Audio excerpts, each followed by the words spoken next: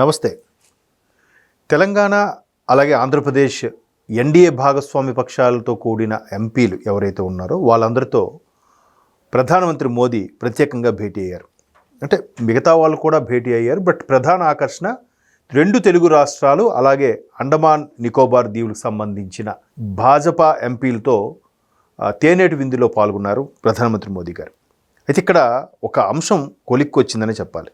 ఏమిటంటే, నాకు బాగా గుర్తు, ఎన్నికల క్యాన్వాసింగ్ ముందు సరిగ్గా 2024 ఎలక్షన్స్ ముందు 2023లో ప్రస్తుత అనకాపల్లి ఎంపీ సీఎం రమేష్ గారు ఒక ఛానల్కి ఇచ్చిన ఇంటర్వ్యూలో ఒక మాట చెప్పారు. ప్రధానమంత్రి మోదీ గారు ఎప్పుడు కూడా భాజపా పక్షాలతో కూడిన ఎంపీలతో కానీ ఆ నాయకులతో కూడా సంవత్సరానికి ఒక్కసారైనా వాళ్ళతో కలిసి చిట్చాటుగా మాట్లాడుతూ వాళ్ళ నుంచి కొన్ని సలహాలు సూచనలు తీసుకు కొన్ని ఈయనకి చేతనైన వాళ్ళకి ఈయనకి తెలిసినట్టుగా వాళ్ళకి ఎక్స్ప్లెయిన్ చేసి, సో అలా ఎందుకు చేయకూడదు, సోషల్ మీడియా ఇలా ఎందుకు వాడకూడదు అని చెప్తూనే ఆయన ఒక ప్రొజెక్టర్ వేసి ఒకటి చూపించారట. ఏంటది?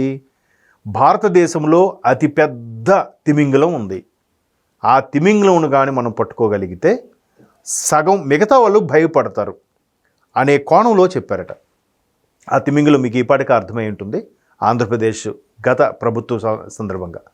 సో అలాంటి సందర్భంలో మోదీ గారు ఇచ్చిన స్పీచ్ని సీఎం రమేష్ గారు ఒక ఛానల్కి ఇచ్చిన ఇంటర్వ్యూలో పెట్టుకున్నారు, చెప్పారు.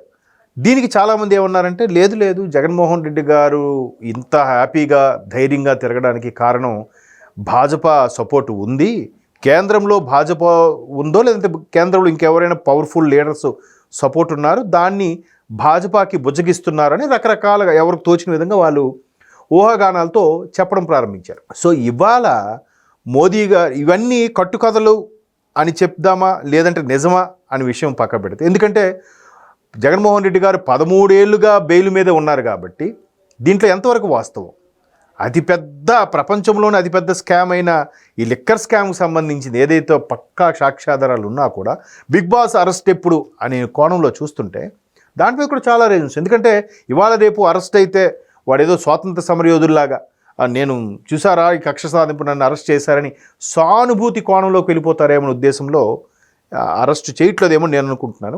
పక్కన పెడితే మొత్తం మీద మోదీ గారు అప్పట్లోనే ఇలా చెప్పారట, ప్రొజెక్ట్ రేసి కూడా ఈ మహానుభావుడు చూడండి ఈ స్కామ్ ఎంత దారుణంగా చేస్తున్నారు అన్నట్టుగా. ఇప్పుడు మరొక్కసారి మోదీ గారు ఇవాళ జరిగిన తెలుగు రాష్ట్రాల ఎంపీలతో భేటీ సందర్భంగా తేనేటి విందిస్తూ వాళ్ళతో ముచ్చటిస్తూ మీ సోషల్ మీడియాని మీరు ఎందుకు వాడుకోవట్లేదు, ఎందుకు యాక్టివ్గా ఉండలేకపోతున్నారు, పైపెచ్చు జగన్మోహన్ రెడ్డి అండ్ టీం అంటే వైసీపీ వాళ్ళు ప్రభుత్వం మీద విమర్శలు చేస్తుంటే, అంటే గూగుల్ రేడియేషను మేము తెస్తే ఒప్పుకోమంటాడు ఒకడు, అక్కడికి నాయకుడు వచ్చి గూగుల్ క్రెడిట్ నాదే, ఆ క్రెడిట్ నాకు ఇవ్వండి అని బతిమాలుకుంటాడు ఆయన.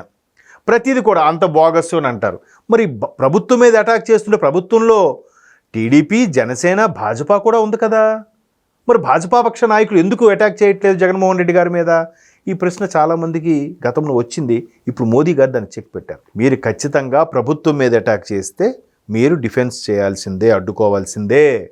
లేకపోతే, ఎందుకంటే నేను కూడా ఎంక్వైరీ చేశాను, ప్రస్తుతం ఆంధ్రప్రదేశ్లో ప్రభుత్వ పనితీరు కానీ ముఖ్యమంత్రి చంద్రబాబు నాయుడు గారి ఒక పనితీరు కానీ చాలా బాగుందని నాకు చాలామంది చెప్పారని ఒక కితాబ్ ఇచ్చాడు ఆయన.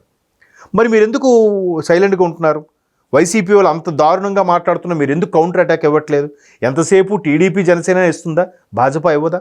భాజపా కూడా ఇస్తేనే తెలుగు రాష్ట్రాల్లో భాజపా ముందుకెళ్ళగలుగుతుంది, భాజపా కూడా పాగా వేయగలుగుతుంది, మెల్లమెల్లగా దాని యొక్క కార్యకర్తల సంఖ్య పెంచుకోగలుగుతుంది అనేది ఆయన ప్రధాన ఉద్దేశం అయి ఉండొచ్చు. అయితే ఈ విషయంలో మోదీ గారు ఆంధ్రప్రదేశ్ వాళ్ళ మీద కన్నా తెలంగాణ ఎంపీల మీద మరి కాస్త ఎక్కువగానే ఒక మోస్తరు సీరియస్ అయ్యారని చెప్పొచ్చు. ఎందుకంటే మనకు అందుతున్న సమాచారం ప్రకారం తెలంగాణ ఎంపీల మీద మాత్రం అసలు మీరు ఏం చేస్తున్నారు, ఎందుకు ప్రతిపక్ష పాత్ర కూడా పోషించలేకపోతున్నారు? ఎంతసేపు తెలంగాణ దగ్గరకు వచ్చేసరికి బీఆర్ఎస్ఏ మాట్లాడుతుంది, బీఆర్ఎస్ఏ ఎక్కువ పేరు కొట్టేస్తుంది ప్రభుత్వం మీద యాంటీగా పనిచేస్తూ. భాజపా ఎప్పుడు రెండో స్థానంలో ఉండే భాజపా ఎందుకు అలా ఉంది? ఒక అసదుద్దీన్ ఎంఐఎం ఎంపీ అయిన అసదుద్దీన్ ఓవైసీకున్న నెట్వర్క్ కూడా మీకు లేదా?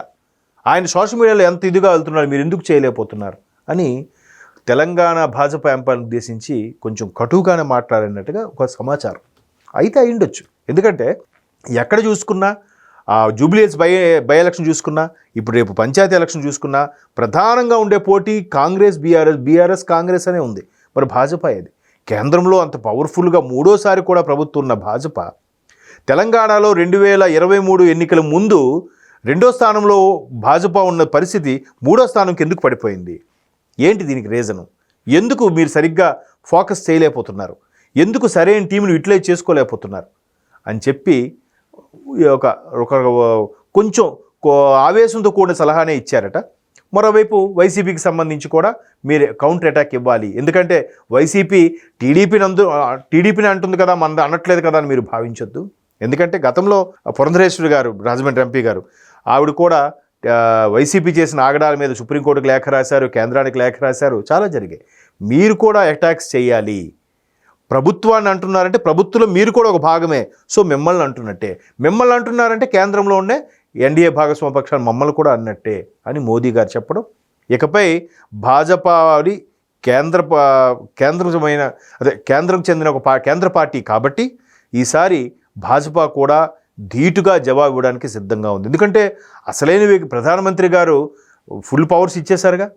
మీరు ఎందుకు అటాక్ చేయట్లేదు అంటే దాని అర్థం ఏంటి? మా కాదులే టీడీపీకి జనసేనకే.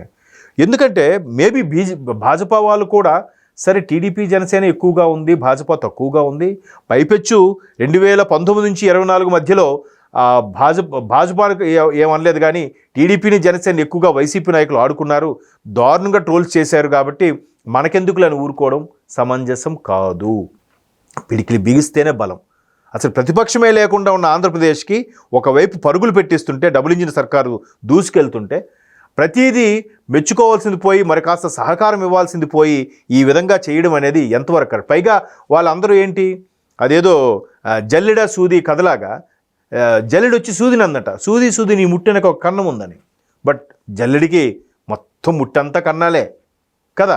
సో అటువంటి వైసీపీ ఇప్పుడు వచ్చి వీళ్ళ మీద బురద జల్లే ప్రయత్నం చేస్తే మీరు ఎందుకు అడ్డుకోకూడదు? పైగా ఆంధ్రప్రదేశ్కి పెట్టుబడుల ప్రవాహం వస్తూనే ఉంది. చంద్రబాబు నాయుడు గారి నాయకత్వం కూడా బాగానే ఉందని అందరూ చెప్తున్నారు.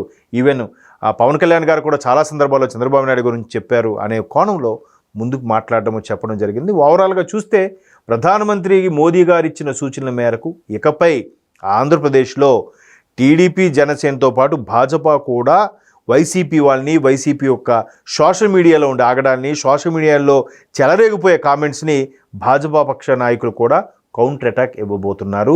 దానికి తగ్గట్టుగా ఒక సోషల్ మీడియా వేదికగా తర్ఫీదు ఇవ్వబోతున్నారు. దానికి తర్ఫీదు ఇచ్చిన వాళ్ళని కూడా తీసుకొని ఫుల్ అటాక్స్ చేయబోతున్నారంట. ఇకపై రసవత్రంగా ఉండబోతుంది రాష్ట్ర రాజకీయాలు. మీరే చూస్తారు.